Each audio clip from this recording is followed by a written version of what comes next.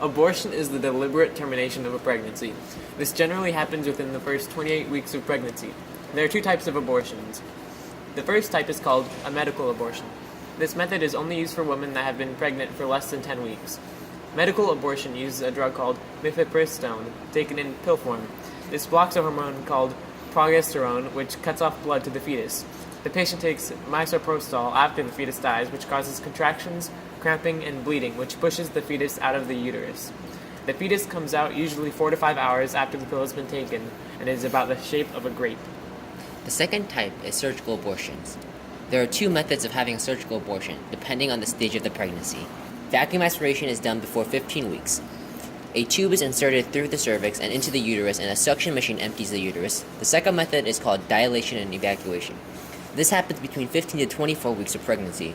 The patient takes an anesthetic to fall asleep, and the doctor uses a scalpel to examine the vagina.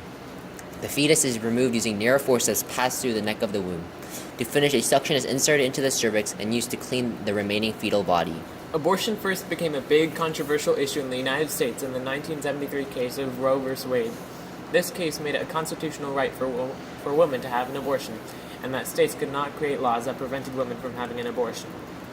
Abortion is no small issue. In 2014, 21% of non-miscarriage pregnancies ended in abortion. This rate varies from state to state, and California actually has the second highest abortion rate of all the states, next to New York.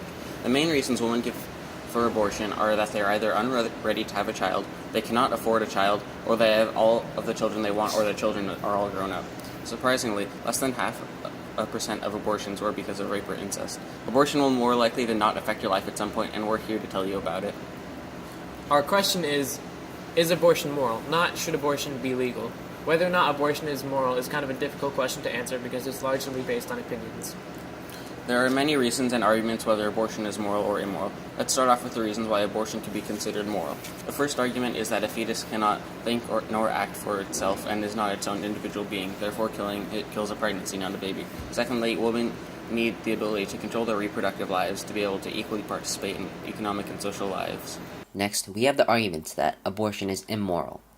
Fetuses are human beings. Biologically, fertilization of the egg and sperm is the beginning of human development.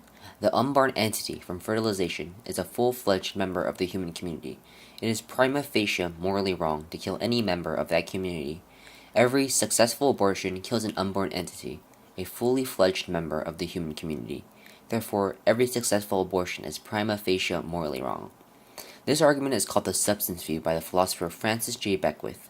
It is called the substance view because human beings are the same substance from the moment you come into existence at fertilization and until you die. All living things are substances. A substance retains its identity at every stage of its life, no matter what change it goes through. Since it is wrong to kill you now, it is wrong to kill you at any stage of life, including when you were a fetus. All three of us have different opinions on whether abortion is moral or not.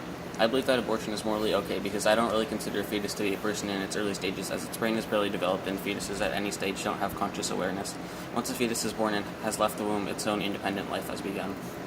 On the other hand, I believe that fetuses do have their right to life because they are human beings. Fetuses don't turn into human beings when they start to think consciously or is born. They already are at conception. The definition of personhood is arbitrary, and I see no moral differences between a newborn and a fetus. The idea of fetuses being okay to kill because it is not a person is flawed.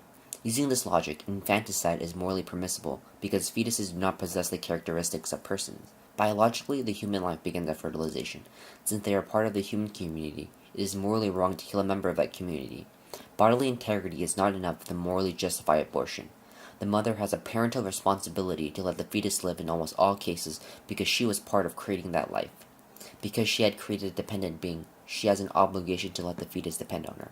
I still believe that abortion should be legal, but I don't see abortion as something moral. No matter how you look at it, a fetus is a human. It's not some other species. It's a human. I believe it's immoral to call a fetus not human just because it's still developing. An abortion is killing a human, and I won't let myself say that killing a human is moral, especially the killing of a helpless, independent person.